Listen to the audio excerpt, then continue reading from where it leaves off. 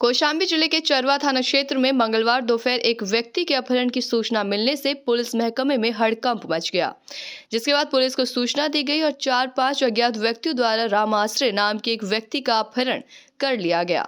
अपहरण की घटना को गंभीरता से लेते हुए पुलिस अधीक्षक ब्रजेश कुमार श्रीवास्तव ने अपहरण हुए व्यक्ति की बरामदगी और घटना के जल्द खुलासे को लेकर एसओजी समेत कई टीमें लगा दी।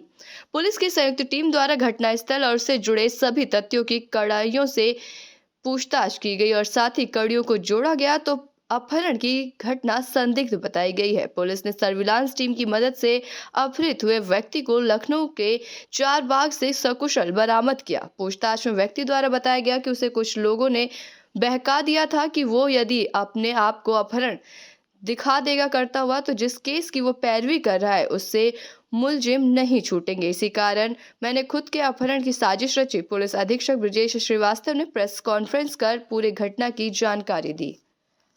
देखिए, कल दोपहर 1 बजे लगभग डायल 112 पर एक सूचना आई थी, जिसमें चरवा थाना अंतर्गत एक व्यक्ति का अपहरण करके कुछ व्यक्तियों द्वारा ले जाया जाना बताया गया था।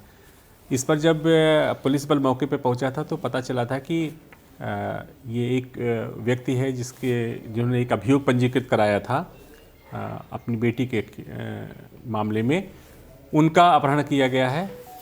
इस पूरे मामले में तत्परता से टीमें गठित की गई थी। सर्विलांस की सहयोग से हम लोगों ने इन्हें 8 घंटे में लखनऊ से बरामद कर लिया था।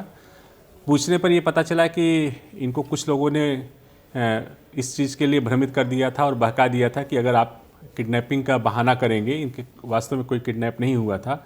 ये खुद बस से लखनऊ गए हुए थे और इनका जो भाई था और इनके सहयोगी कुछ लोग थे, उन लोगों ने इस चीज़ के लिए इशारा किया था कि अगर आप किडनैपिंग को अपना बहाना करेंगे तो जो मुकदमा आपने लिखाया है उसके अभियुक्त की जमानत नहीं होगी।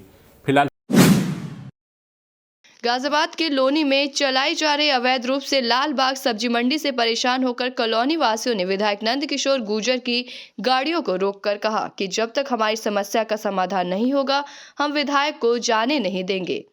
विधायक नंदकिशोर गुर्जर ने सभी को हाथ जोड़कर समझाया। स्थानीय निवासियों ने विधायक को बुलाया तो हमारे ऊपर गाड़ी चढ़ाओ अन्यथा हमारी समस्या का समाधान कराओ। प्रशासनिक अधिकारियों को अवगत कराया।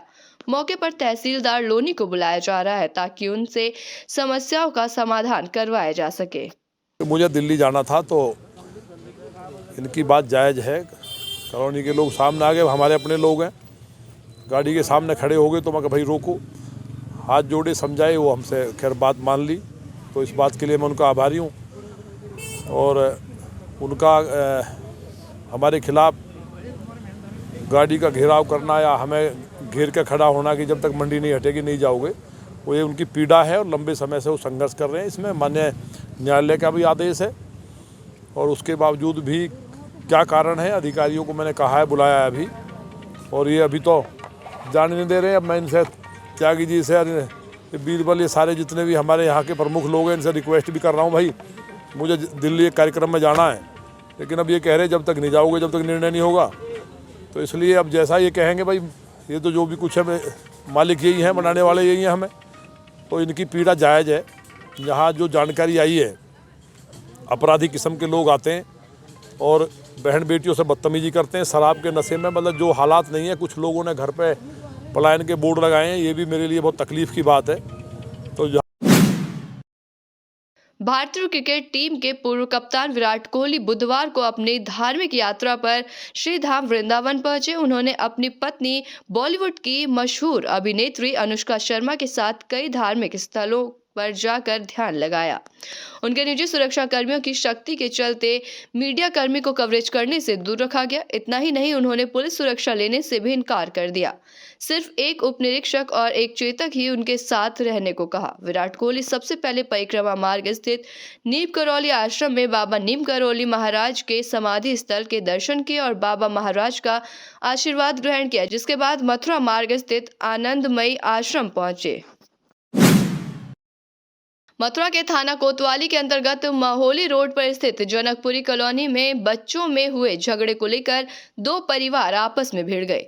जब बच्चों का विवाद बड़ों तक पहुंचा तो आपस में तनाव हो गया, लेकिन समझा बुझाकर उस समय झगड़े को शांत करा दिया गया और कुछ समय बाद हमलावर लाठी डंडों के साथ परिवार पर हावी हुए और परिवार के सदस्यों को मारा।